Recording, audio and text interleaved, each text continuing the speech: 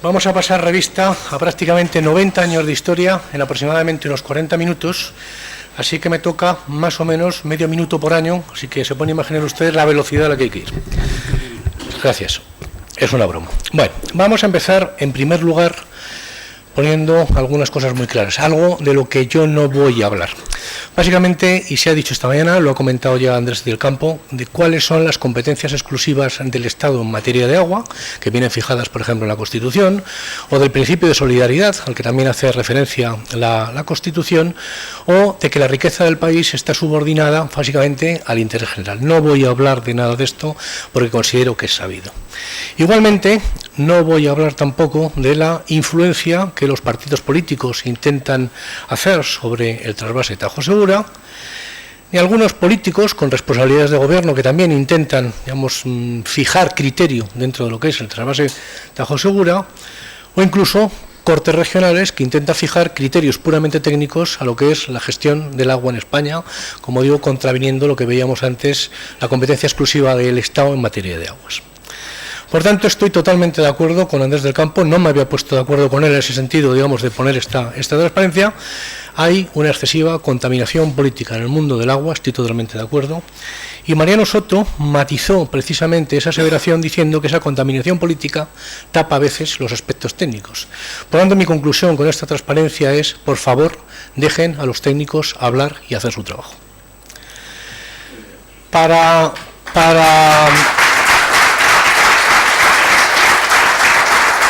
Como vamos a pasar la historia de casi 100 años, es bueno saber de dónde venimos y cómo ha evolucionado la sociedad española desde hace 100 años. Algunos datos de partida, digamos, esta parte superior marca lo que son la evolución a lo largo del siglo XX de las tasas de natalidad y de mortandad, de tal manera que, como vemos, han ido disminuyendo a medida que avanzaba el tiempo. Las tasas de analfabetismo, es decir, el país ha ido mejorando su educación a medida que ha transcurrido el tiempo, o cómo ha ido poco a poco creciendo la población urbana con respecto a lo que existía originalmente a principios de siglo. A principios de siglo un 20% de la población, un 30% vivía en las grandes ciudades, y a finales del siglo prácticamente un 80% de la población vive en las grandes ciudades, y por lo tanto podemos hablar de esa España vaciada de la que ahora mismo, digamos, todo el mundo intenta acordarse. Algunos datos más, muy evidentes y muy importantes, es que a lo largo del siglo XX la población, los sectores económicos ligados a la población han cambiado radicalmente. Si bien a principios del siglo XX prácticamente un 65% de la población dependía del sector primario, al final del siglo XX ese sector primario queda reducido a nada menos que un escaso 5%.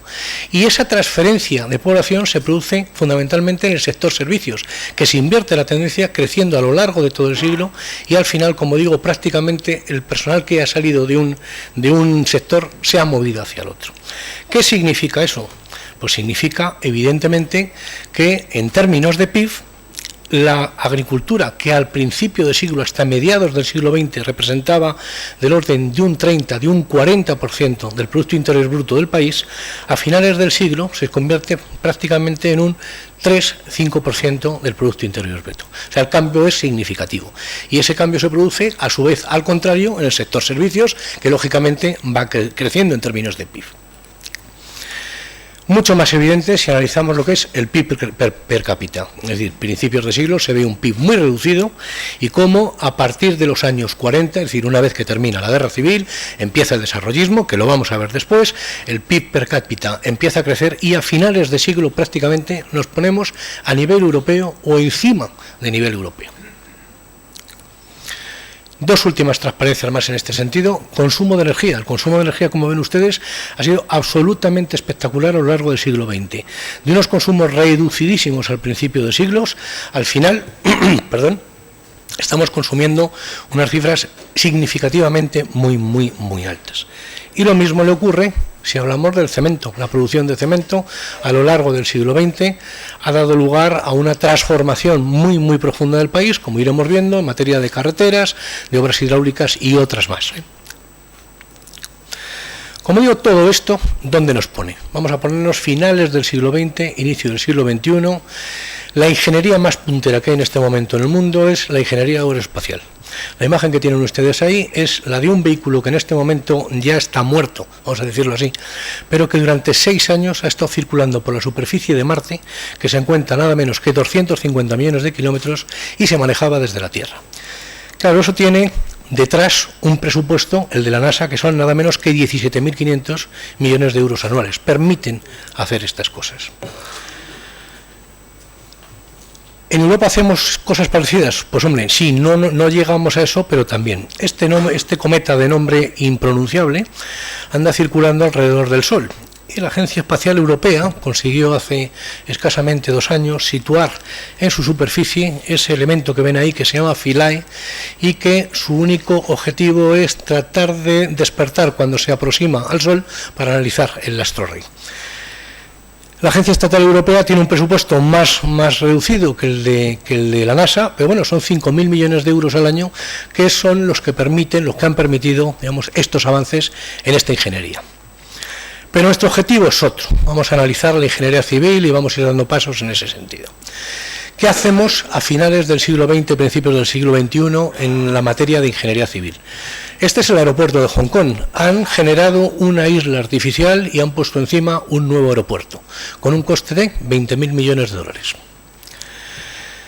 En Suiza se ha construido en los últimos años el túnel más largo del mundo, con 57 kilómetros, y el más profundo, a 2.500 metros de profundidad. Cruza los Alpes. El coste eran 12.500 millones de dólares. China ha inaugurado el puente más largo del mundo, que es el que une Hong Kong con Macao. 20.000 millones de dólares. En Europa, la unión de Suecia con Dinamarca, el puente de Öresund, que permite, como ven ahí, en ese hueco que ven ustedes, permite el paso de barcos transatlánticos, petroleros, etcétera, etcétera, y como digo, une Suecia con Dinamarca. Total, 4.300 millones de dólares, bastante más económico que las obras anteriores.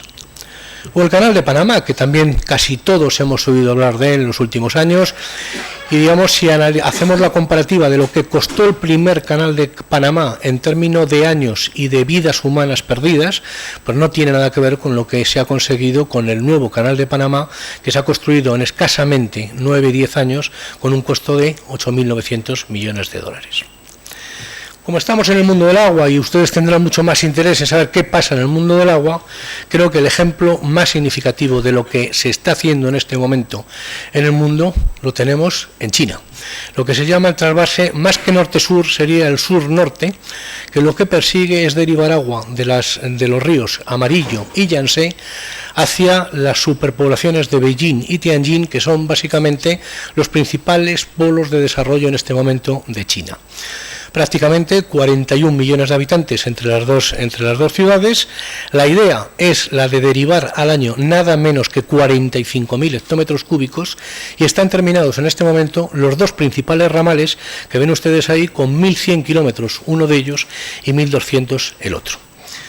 Algunas de las fotografías que he encontrado y que son, digamos, se pueden encontrar perfectamente en San Google. De todas maneras, esta no da una idea de las dimensiones, porque simplemente vemos un canal, sí, parece muy grande, con unos tubos que parecen ciertamente grandes, pero digamos que marca un poco las dimensiones. Sería esta otra foto en la que se ve un puente que cruza el canal, se ven las dimensiones de los coches, la dimensión del canal, en definitiva, para poder derivar esos 14-15.000 hectómetros cúbicos años de cada uno, ¿no? Una última, digamos, lo mismo de ese canal, de ese importantísimo canal. China ha invertido en la construcción en este momento de este trasvase nada menos que 62.000 millones de dólares. Es la obra, sin duda, la más importante del mundo. Pero repito, esto es final del siglo XX, siglo XXI, estamos en otra dimensión. Volvamos a lo que es el ATS, las ideas iniciales de su gestación, lo que conocíamos en aquel momento. Nuestros mayores que estaban trabajando tenían ideas en la cabeza. Seguramente tenían como principales ideas en la cabeza canales bien conocidos por todos ellos. El canal de Castilla, con 200 kilómetros, y que perseguía una vía fluvial para llevar mercancías hacia los puertos del norte. Conocían seguro el canal imperial de Aragón, con 110 kilómetros y construido en el siglo XVIII. El canal de Urgel, construido más o menos a mediados del XIX. Y el canal de Aragón y Cataluña, lo mismo, a mediados del XIX. Todo esto seguro que lo conocían. Esto es una transparencia que han oído ustedes hablar de ella en innumerables ocasiones. Indalecio Prieto, Manuel Lorenzo Pardo, Clemente Sáez, que le encargo que le hace Indalecio Prieto a Manuel Lorenzo Pardo de que gestione, haga un plan nacional de obras públicas, etcétera, etcétera. Hacen un viaje, ambos dos, Manuel Lorenzo Pardo y Clemente Sáez, en el año 1932 a la zona de Almería, Cuevas de Almanzora y Murcia, donde hay una crisis tremenda porque la minería, digamos, se ha acabado y donde hay una crisis hídrica importantísima. Y son conocedores de que en Cuevas de Almanzora se ha dividido prácticamente por 3 la población en masa ha emigrado a Cataluña precisamente como consecuencia de la sequía. Y en el viaje de vuelta a Madrid parece ser que Lorenzo Pardo hace un comentario en el coche de si se pudiera traer el Nilo, habría que traerlo para regar las tierras murcianas para solventar esa crisis. Y alguien le achaca a Clemente Sáez, que es el que tienen ustedes en la derecha, bueno, el Nilo no, pero tenemos más cerca el Tajo o el Júcar. Y a partir de ese momento se ponen a trabajar en lo que es la elaboración de ese plan nacional, sabiendo que existía previamente otro plan que, digamos, que se había creado a principios de siglo, el famosísimo Plan Gasset, en el año 1902, que a pesar de que se llama Plan Gasset, fue aprobado precisamente en el gobierno de Mateo Sagasta por el ministro José Canalejas, pero bueno, Gasset había dejado más o menos un catálogo de unas 296 obras todas, digamos, inconexas entre sí, no perseguían ningún objetivo común, sino simplemente era, como digo, la lotería que le había tocado a un conjunto de lugares para hacer una serie de obras. Esa incoherencia de ese plan da lugar a que, por supuesto, haya muchas modificaciones posteriores. Se producen modificaciones en 1909, en 1916, incluso en 1919. Se añaden obras, se quitan obras, etcétera, etcétera. O sea, la idea, como digo, es un plan que no tiene ningún resultado de efectos prácticos porque prácticamente no se avanza en materia hídrica en lo que es el país. Pero bueno, sirve para que Lorenzo Pardo, dentro de lo que es el Plan Nacional de Obras Hidráulicas, haga referencia a todos ellos, digamos, los analice con un cierto grado de profundidad y él presente su plan nacional recogiendo muchas de esas obras, pero ahora bien, ya conectadas y con un objetivo muy claro, que es tratar de corregir los desequilibrios hídricos que él sabía que existían a lo largo y ancho del país. Y además tratar de coordinar o de compatibilizar todo lo que se iba a hacer en materia de agua con usos hidroeléctricos para ampliar el desarrollo de la sociedad y del país. La idea era poner en regadío, aproximadamente había unas 1.200 hectáreas de regadío en el año 1930 y en 25 años ese plan planteaba poner unas 1.300 hectáreas adicionales. Claro, esto choca con que poco después, guerra civil, y por lo tanto, esto cayó en el olvido. Pero, una vez terminada la guerra civil, nombrado ministro de Obras Públicas Alfonso Peñavez recoge muchas de las ideas de Lorenzo Pardo y plantea el Plan General de Obras Públicas, que se aprueba en el año 39, digamos, con carácter de urgencia para empezar a desarrollar un país que estaba devastado por la guerra civil y precisamente, digamos, teniendo que tener de antemano y claramente que existía lo que se llamó la autarquía. Vamos a tratar de depender de los dineros que tiene el país y nada más que de los dineros del país. No tenemos ninguna ayuda del exterior. Como vamos a ver a continuación, la cabecera del Tajo, como todos ustedes saben, se construye fundamentalmente para una serie de usos, pero además para el trasvase.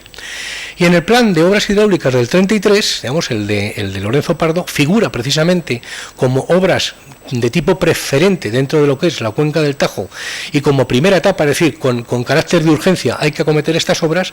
Aquí aparecen tanto Entrepeñas como Buendía. ¿Por qué digo esto? Porque cuando uno analiza el plan del año 39, el plan de obras hidráulicas de Alfonso Peñavez, es muy sorprendente que en el decreto de aprobación, cuando uno analiza las distintas obras que incluye, por ejemplo, en el caso del Tajo, las obras de Entrepeñas aparecen en tercer lugar, quiero decir, como obras que no son de inmediata urgencia y nada más que aparecen Entrepeñas, pero sin embargo no aparece Buendía. Claro, yo no sé si fue por motivo de las prisas o por la urgencia de querer aprobar ese plan, pero sin embargo en modificaciones posteriores, año 41, ya sí que aparecen concretamente las dos, tanto Entrepeñas como Buendía, y además se dice que se pasen inmediatamente al primer grupo en cuanto estén terminados los estudios que hay que hacer en ellos. Año 45, aprovechamiento hidroeléctrico, concesión del aprovechamiento hidroeléctrico de los dos embalses a Unión Eléctrica Madrileña. Pero previamente a eso, año 42 y año 44, digamos, se están poniendo en marcha, estos son precisamente las declaraciones de urgencia, los decretos mediante los cuales se autoriza la ejecución de ambas obras, que, como digo, año 42-44 están en marcha hasta su inauguración. Es una portada del ABC precisamente de julio de 1958, anunciando la inauguración de ambas presas. La primera de ellas, Entre Peñas, una presa de gravedad, un clásico de la época, presas muy seguras, muy robustas, de hormigón, digamos que eran las que representaban la máxima seguridad en ese momento, lo que sabían hacer muy bien los ingenieros entonces. Una presa situada, como digo, en el río Tajo, finalizada su construcción en el año 56 y hoy perfectamente integrada y medioambientalmente en la zona. Y lo mismo le ocurre a la presa de Buendía, también perfectamente integrada, en este caso en el río Guadiela, cuya construcción termina en el año 58. Y además, que parece que lo olvidamos con cierta frecuencia, existe un túnel que conecta ambos embalses a una determinada cota. A partir de la cota 700 y pico, en el embalse de Entre Peñas, deriva prácticamente todas o casi todas las grandes avenidas que puedan ocurrir, las deriva precisamente al embalse de Buendía, que tiene un comportamiento desde el punto de vista hidráulico más retrasado y, por tanto, digamos, esas aguas, esos sobrantes, se prefiere mandarlos como digo, a Buendía. Bueno, pues de esta manera, este embalse conjunto Entre Peñas Buendía se convierte y sigue siendo a fecha de hoy el cuarto de España por volumen de embalse, con sus casi 2.500 hectómetros cúbicos. Y esto sería la sección de ese túnel de enlace, que tiene aproximadamente unos 4 kilómetros y que, como digo, pues tiene unas dimensiones ciertamente espectaculares, porque lo que es la altura de ese túnel son aproximadamente unos 6 metros. O sea, es un túnel ciertamente importante. Volvamos entonces a la TS. Esta es una historia que también habrán oído ustedes en innumerables ocasiones.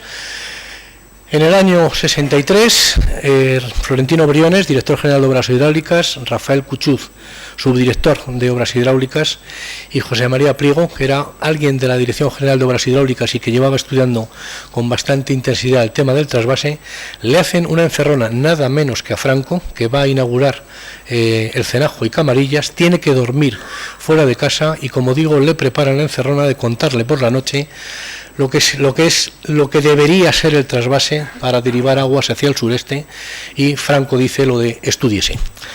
Bueno, buceando en los archivos he encontrado este curiosísimo discurso que dio un tal Paco Ros, debe ser alguno de los regantes al que se le nombró para que diera un discurso, no sé si en Cenajo o en Camarillas, que es un discurso que está hecho en panocho, el dialecto murciano, que yo no lo conocía. Bueno, el caso es que, digamos, se autoriza la redacción del anteproyecto del trasvase en el año 1966, se le encarga al Centro de Estudios Hidrográficos, que en el año 67 presenta definitivamente este anteproyecto de aprovechamiento, que se aprueba en el año 68, digamos, y a continuación, lógicamente, dentro de sus documentos aparece un trazado de lo que va a ser el futuro trasvase en Tajo de Segura, que prácticamente es el trazado definitivo de lo que va a ser la obra en sí. Marco estos dos titulares de prensa porque son verdaderamente curiosos. 14 de septiembre del 68 se aprueba el trasvase en Consejo de Ministros, es decir, se aprueba ese anteproyecto. Pero es que 2, 3, 4 meses después se estaban adjudicando las primeras obras, algo que hoy en día es absolutamente imposible. Es decir, tardamos prácticamente, desde que se autorizan unas obras, se dice hágase, 2 años, 3 años o 4 años, por todo el conjunto de cosas que tenemos que hacer, ¿no? Antes las cosas se hacían de otra manera y se trabajaba bien. Entramos en lo que es el trasvase, características muy generales, las conocen ustedes casi perfectamente, un trazado de casi 290 kilómetros, dividido en 4 tramos, con 170 kilómetros de canales a cielo abierto, 58 kilómetros de túneles. Vamos a dedicar un apartado especialmente a uno de ellos, al de Talave, porque es una obra absolutamente, es una gesta increíble de la ingeniería española, 11 kilómetros de viaductos, caminos de servicio, etcétera, etcétera. Pero ¿qué estábamos haciendo en España en el año 67? No nos olvidemos, es que en el año 67 estaba en marcha lo que se llamó el Plan Redia. Y cuando uno ve lo que es el Plan Redia, es que estábamos asfaltando carreteras. Estábamos haciendo unas carreteras un poquito más anchas de lo normal y en algunos itinerarios, 5, 6, 10 itinerarios prioritarios, se estaban asfaltando. Eso es lo que estábamos haciendo en materia de carreteras. Y en obras hidráulicas, bueno, pues estábamos haciendo más cosas. En el mundo de las obras hidráulicas, en el mundo de las presas, se estaba trabajando con muchísima intensidad desde mediados del siglo pasado. A partir de los años 50, como ven, hay un cambio en la tendencia general en la construcción de presas del país y pasamos de construir aproximadamente 4 presas año a construir a razón de 20 presas año. Es decir, que entre el año 50 y el año 2000 construimos 1000 presas en España. Y todo tiene que ver fundamentalmente con todos estos planes que ven aquí, el plan de estabilización de la economía, los planes de desarrollo, y como digo, esto da una idea de que estábamos avanzando muy deprisa en materia de obras hidráulicas y no tan deprisa en otros campos de la ingeniería.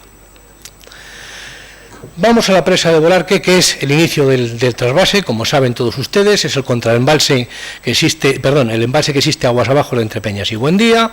Es una presa construida en el año 1910, se había recrecido en el año 56, posiblemente pensando en lo que venía a continuación, y en el año 70 se concede el aprovechamiento hidroeléctrico Bolarque, el embalse superior de la Bújeda. Y, lógicamente, a continuación se acometen, estas son fotografías del año 70-71, en el que se ve cómo se ha perforado la presa de Bolarque. Estas van a ser las tuberías de aspiración que van a llevar el agua a esta central que la va a bombear, ahora veremos dónde, y un nuevo desagüe de fondo, porque el desagüe de fondo original quedaba totalmente inutilizado con estas obras.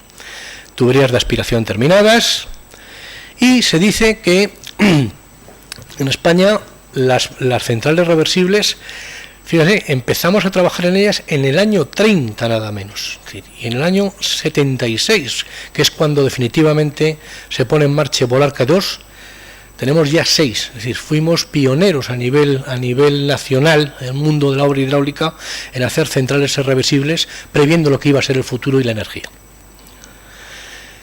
Fotografías muy clásicas de lo que son las impulsiones, el primer tramo de lo que es el trasvase, este desnivel de casi 270 metros hasta la Bújeda, pero no son estos 270 metros como siempre todo el mundo parece creer, porque si uno analiza esta foto hecha desde arriba, ve que lo que estamos viendo en esta foto es precisamente este hombro, y todavía queda a continuación un largo recorrido hasta lo que es una conducción forzada que tiene también 14 kilómetros de longitud y que va a llevar las aguas precisamente hasta lo que es el final del primer tramo, vamos a llamarlo así, del trasvase, que es el embalse de la Bújeda.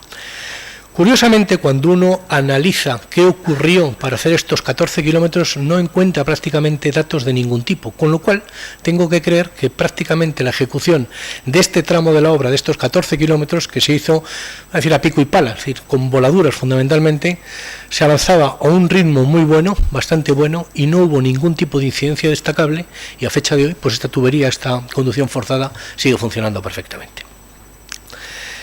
Las aguas de esta galería forzada terminan en este embalse de la Bújeda con aproximadamente 7 hectómetros de capacidad, que se termina en el año 1976, y lo más interesante, vamos a decir así, de esta fotografía es básicamente la central de bombeo de la Bújeda, que es precisamente este edificio, estos 3 tubos, que son los que van a meter ya directamente el agua a través de estos 3 tubos que admiten un caudal máximo de 16,5 metros cúbicos por segundo a lo que es el canal del ATS, del trasvase, que es un canal absolutamente convencional, hecho con métodos convencionales y que básicamente está construido a base, después de excavar, de estos módulos que ven ustedes aquí, digamos, son unos módulos pequeñitos, una serie de teselas que, a pesar de los años transcurridos, siguen funcionando estupendamente. Es decir, lo único que se hace es revisar todas las juntas de construcción, digamos, todas las juntas de impermeabilidad, y cuando hay dudas de que el agua puede estar filtrándose y no se sabe muy bien por dónde va, se levanta un paño de estos entero y se vuelve a hacer nuevo para evitar problemas. Como digo, funcionamiento impecable, nada destacable en relación con lo que es el canal. Esta es la zona de la Fuensanta. Y como digo, es un canal trapecial, normal y corriente, digamos, nada destacable al respecto, con algunas pequeñas singularidades, muy pocas. La rápida de Belmontejo, canal rectangular, precisamente cuando estamos acercando las aguas al embalse de Alarcón. O la existencia, en algunos puntos de su trazado, de unos aforadores, de un canal parsal para medir los caudales circulantes. Existen al principio del tramo y al final del tramo para comprobar por diferencias cuáles son las pérdidas que se han producido en el tramo. Y otra singularidad es esta, digamos, el trasvase, la infraestructura del trasvase sirve para transportar aguas propias de la cuenca, digamos, de un lado a otro. En este caso, el abastecimiento Albacete utiliza la infraestructura del trasvase para llevar precisamente agua desde Alarcón.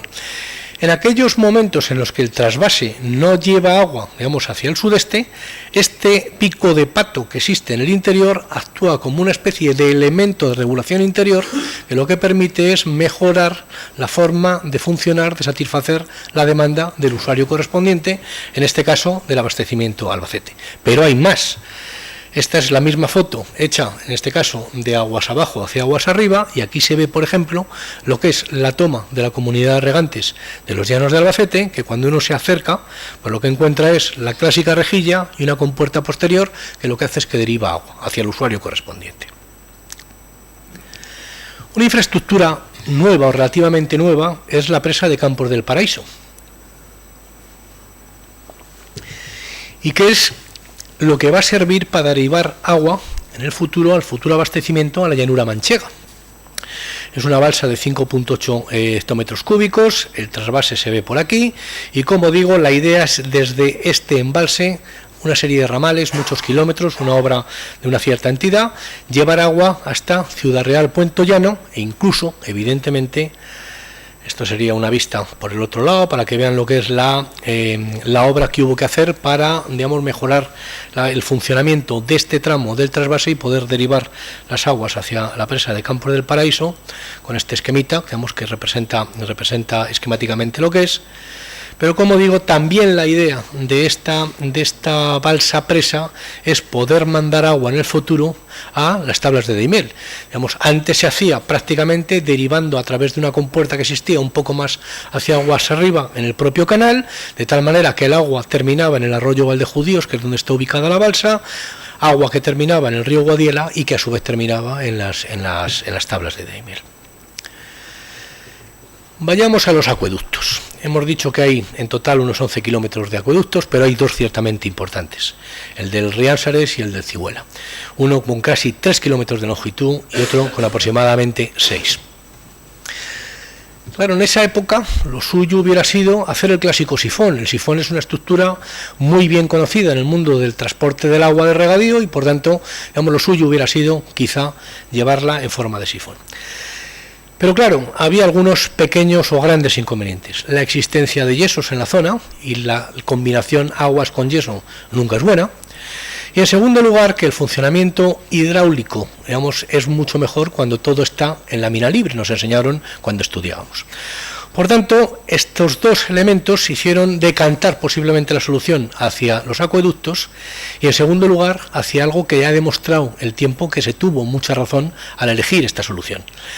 Mejor realización de las labores de inspección y vigilancia, mantenimiento y conservación van a ser mucho más económicos y desde luego va a haber muchísimos menores problemas durante la explotación que los que previsiblemente se podían anticipar de haber hecho los sifones.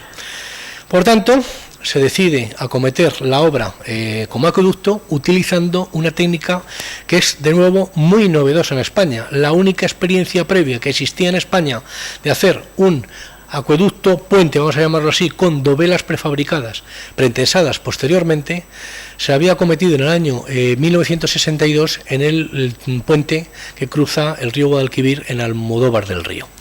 Por tanto, digamos, fue una innovación importante la del trasvase, acometer estos dos importantes acueductos con esta solución. Se garantizaba una mayor impermeabilidad, una mejor calidad del hormigón fabricado, ahora veremos cómo, y una mayor rapidez de ejecución que otros sistemas, otras formas de otras estructuras.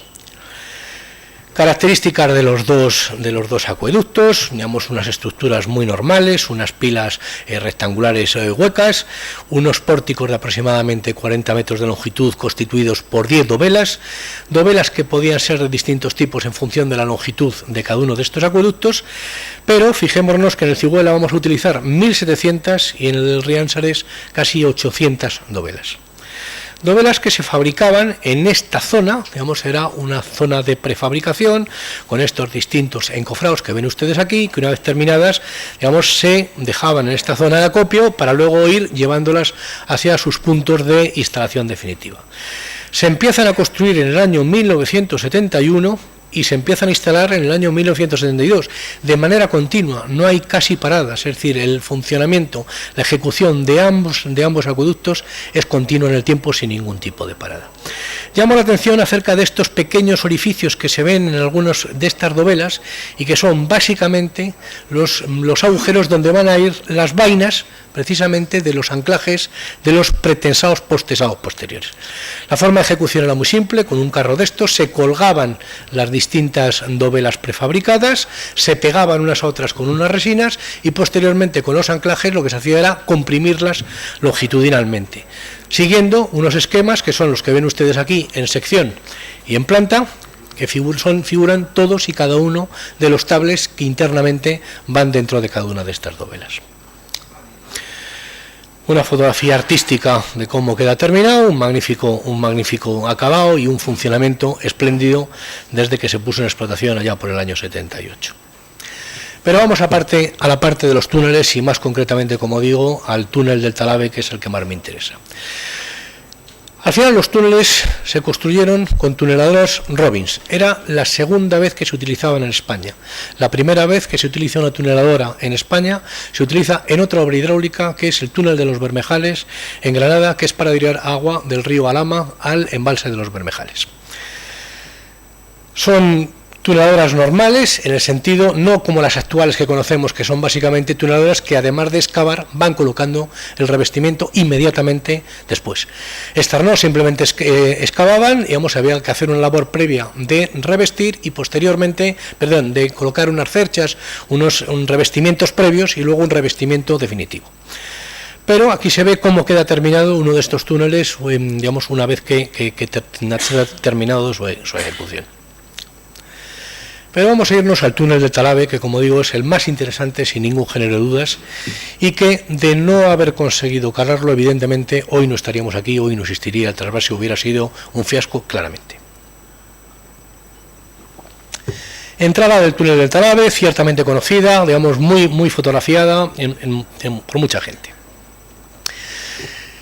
Para lo que voy a contarles a continuación, tuve que desplazarme al archivo que tiene la Confederación en Carrascosa del Campo. Todo eso que ven ahí es una gran parte de todos los documentos que representan las obras ejecutadas en el trasvase desde que se inicia hasta su final. Y llamo la atención sobre todos estos cuadernitos que se ven aquí, que son cuadernitos mensuales, este es uno de ellos, y son los informes de avance de la obra mes a mes que se enviaban al director general de Obras Hidráulicas, que estaba puntualmente informado de todo y lo que se estaba haciendo en el trasvase mes a mes. Algo que hoy en día, como sabemos, los directores generales están a otra cosa y no están precisamente para, digamos, lo mundano, lo del día a día. El túnel tiene 32 kilómetros de longitud, tiene un diámetro de aproximadamente 4,20 metros y, como decía, se hizo mediante tuneladora, que era la segunda vez que en España se hacían estas obras con tuneladoras. Geología completísima, el anteproyecto ya anticipaba que la situación, digamos, la serranía de Llín era ciertamente compleja. Se habla de 17 fallas y en realidad se encuentran 69 de importancia, porque evidentemente hay algunas secundarias menores. Alturas del terreno sobre la cable, es decir, que estamos excavando y por encima vamos a tener nada menos que 350 metros de terreno, ciertamente importante. Pero todavía más importante cuando se habla de túneles es la presencia de agua, y en este caso agua a presión de nada menos que 20 kilos por centímetro cuadrado. Columna de agua de 200 a 250 metros por encima de la excavación. De tal manera que este es uno de los túneles que, analizando, yo me he dedicado al mundo de los túneles en otra etapa de mi vida, y este fue el de mayor complejidad de España de la época, de los 3-5 más difíciles que se habían hecho en Europa en aquel momento, y está considerado uno de los 10 más difíciles del mundo. O sea, con eso digo todo. Algunas veces lo he intentado comparar con el túnel del Canal de la Mancha. Y digo, pues no, es que no tiene nada que ver, porque es que el Canal de la Mancha, aunque todos pensemos que es un túnel importantísimo, es que el calado de agua por encima de la clave de ese túnel son escasamente 50-60 metros de carga de agua. Es decir, es nada, son 5 kilos centímetro cuadrado de agua frente a esos 20-25 que acabo de decirles. Y además este es un túnel que se construye con las tuneladoras más modernas de finales del siglo XX, las tuneladoras de tipo EPB, que balancean presiones de tal manera que uno es capaz de empujar el frente y el frente no se le viene para adentro. Con lo cual, con ese tipo de tuneladoras hubiéramos hecho este túnel del Talavera en el año 70, ahora veremos, en escasamente, posiblemente un año o 2 años. Tampoco se puede comparar, como alguna vez se ha hecho, con el de la Sierra del Guadarrama, porque la cobertura del de la Sierra del Guadarrama, por encima de lo que es la clave del túnel, son aproximadamente en el punto pésimo 900 metros. Y les recuerdo que el de San Gotardo, que hablábamos antes en Suiza, llegó a tener hasta 2400. Se hicieron 70 kilómetros de sondeos durante la ejecución. El proyecto se había basado en 8. Hablaba de efectuar 18 adicionales porque había muchas dudas con la geología. Joder, que si había dudas. Para hacer 70 kilómetros de sondeos ya había dudas. Quedaron atascadas y los vamos a ver varias veces las tuneladoras, pero no quedaron enterradas. En algunos textos se dice que quedaron enterradas y allí, digamos, duermen el sueño de los justos. No es verdad. Caudales de filtración de hasta 2 metros cúbicos por segundo. Volumen de agua filtrado 50 hectómetros cúbicos durante toda la ejecución de la obra, que ya es agua. Y vamos a ver en algún momento 2.800 metros de túnel totalmente inundados, es decir, desde abajo hasta arriba. En uno de esos libritos que yo les decía que tuve la oportunidad de revisar cuando estaba preparando esta presentación, encontré este texto de alguien que cuando salía de trabajar decía lo que aquí figura: todo lo domina el agua, agua turbia que cubre el suelo del túnel hasta cerca de 1 metro de altura, agua caliza que brota a presión del techo y de los lados, quebrando a veces blindajes de madera o de acero, fría agua que llueve por doquier aquí abajo. Menudas las condiciones en las que trabajaron los técnicos para hacer este túnel. En definitiva, digamos, y para ir terminando con estas anécdotas, 50.000 metros cúbicos de lodos hubo que extraer del interior, arrastrados por las aguas, y la parte más complicada, que la veremos, digamos, simplemente de una manera muy sintética, fueron nada menos que 150 metros de longitud. Hay que ponerse en una calle a mirar lo que son 150 metros, y eso supuso varios años de retraso y aproximadamente 40 millones de euros adicionales para pasar esos 150 metros. 40 millones de euros son 7.000 millones de las antiguas pesetas, que se dice pronto. La obra empieza en febrero del año 70, boca norte, y vamos a hacerla además en contrapendiente, de tal manera que el agua que vaya apareciendo vamos a tener que sacarla, porque evidentemente no cae por gravedad hacia la salida. Y lo mismo por la boca sur, que vamos a entrar, y en este caso sí, el agua que vaya entrando va a salir por gravedad. A medida que vamos avanzando, y los ataques intermedios a través de una serie de pozos, ataques intermedios que se van a hacer por métodos convencionales, pico y pala, entre comillas, es decir, con voladuras controladas. Pero lo interesante, como digo, es que vamos a ir avanzando por ambas bocas, y cuando llevamos 5 kilómetros de túnel, hay una primera inundación de 2.500 metros ya del túnel. Ocurre lo mismo por la parte de la salida. Filtraciones de 500-600 litros por segundo. En algunos momentos hay 300 grupos que están agotando el agua en el interior en los peores momentos de la obra. 300 grupos motobomba achicando agua. Construcción de una ventana, una nueva tuneladora Robbins, y precisamente encuentro que esta tuneladora Robbins es la que viene precisamente del túnel de los Bermejales que les contaba antes. Acababa de terminar esa primera obra hidráulica en España, ese primer túnel, y lo tenemos en la obra del Talavera. Y cuando llega a la intersección con el túnel principal, se queda atascada. Bueno, 9 meses para avanzar estos 250 metros para tratar de desatascar esa primera tuneladora. Se desatasca, seguimos avanzando, nueva ventana, introducción la tuneladora sigue avanzando desde la boca sur sin ningún problema. Hay algunas zonas en las que se ve que el frente es muy débil y se perforan desde arriba para consolidar el terreno y, digamos, evitar las venidas del frente. Seguimos avanzando y mientras está excavando este pozo por el que previsiblemente se quiere dar salida a esta tuneladora, cuando llegue con la intersección empieza a aparecer muchísima agua, tanto es así que el topo que se va acercando precisamente a ese pozo se queda ahí atascado y se tarda un año en recuperar. Otro retraso de un año en la obra para tratar de recuperar ese pozo, ese topo, que como digo, se recupera. Continuamos avanzando, llega hasta la progresiva, no recuerdo qué número, se decide terminar aquí con esta tuneladora y vamos a centrarnos ahora en la zona esa que yo decía de la gloria, los 150 metros, y con eso terminaría. La verdad es que el archivo de Carrascosa tiene una información tremenda, digamos, me hubiera gustado tener más tiempo para leer muchísimo más, pero son informes anuales de todo lo que se iba haciendo, informes que se enviaban, como digo, a la Dirección General de Obras Hidráulicas para que todo el mundo estuviera puntualmente informado de las dificultades que suponían el túnel en este momento. Un segundo modificado del año 1973, un cuarto del año 78, es decir, íbamos sumando modificados sin ningún problema.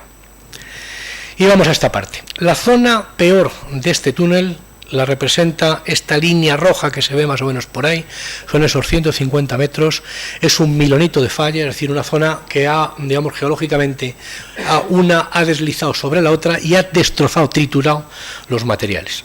Pero la zona peor no es esa, sino la amarilla que está inmediatamente a continuación, que son unas arenas de playa finas con agua a 250 metros de presión. Eso es lo verdaderamente importante. Total, que se vuelve a meter una tuneladora, en este caso más pequeña por este pozo 2, se baja, se trata de perforar, a medida que vamos perforando va habiendo muchas dificultades, tantas dificultades y apariciones de agua que la obra decide colocar unas puertas de submarino precisamente en el túnel principal para evitar que todo lo que se ha hecho hasta la fecha, en caso de que haya importantes afluencias de agua, no afecten, no alteren todo lo que se ha hecho con anterioridad. La idea era muy buena, y los avances que se hacían eran cada vez más pequeños, cerchas cada vez más juntas, chapas de protección, es decir, en el mundo de los túneles esto es una auténtica locura porque prácticamente avanzar un metro día, hay que hacerse una idea de lo que es avanzar un metro día en estas condiciones y saliendo agua por todos lados. El asunto está que hay un momento en el que hay un taponazo de agua y hay una inundación completa de todo este tramo e incluso de todo el pozo hasta superficie. Así que aparece un proyecto en el año 1975, que es un proyecto de achique, de consolidación, hay que tratar de hacer lo que sea para superar esta zona, porque si no, definitivamente, alguien, digamos, va a colgarla, vamos a tirar la toalla y vamos a abandonar. Y eso se consigue haciendo, pues básicamente, macizar total y absolutamente todo ese terreno a base de inyecciones para que pueda pasar el pozo, con este esquema que se ve aquí, que no voy a entrar a detallarlo porque es ciertamente muy complejo, pero son abanicos de inyecciones de todo tipo, tamaño y condición, de resinas, de cemento e incluso técnicas de congelación de los terrenos. Se avisó a una empresa rusa para tratar de congelar el terreno, se vio que no funcionaba y al final todo fue a base de inyecciones. Bueno, al final se cala en el año 78, es decir, hemos estado 8 años metidos en ese túnel hasta conseguir superar esas enormes dificultades. En el año 2014, la Asociación Española de Túneles y Obras Subterráneas celebraban sus 40 años de asociación, dieron una serie de galardones a una serie de túneles de distintas disciplinas y el Talave tuvo el reconocimiento que no había tenido previamente nunca y que yo tuve la oportunidad de recoger, y entiendo que es el reconocimiento que los tuneleros hicieron a nuestros mayores, que hicieron posible el túnel y que el trasvase fuera posible. Y con esto creo que terminamos.